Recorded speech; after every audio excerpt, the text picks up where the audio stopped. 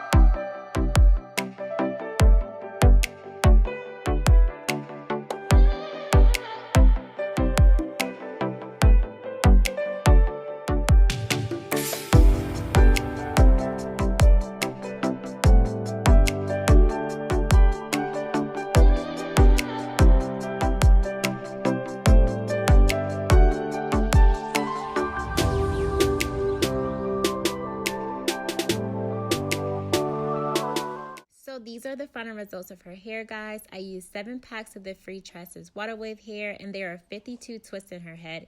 Thank you guys for watching. Please give this video a thumbs up and also leave me a comment below if this tutorial was helpful for you.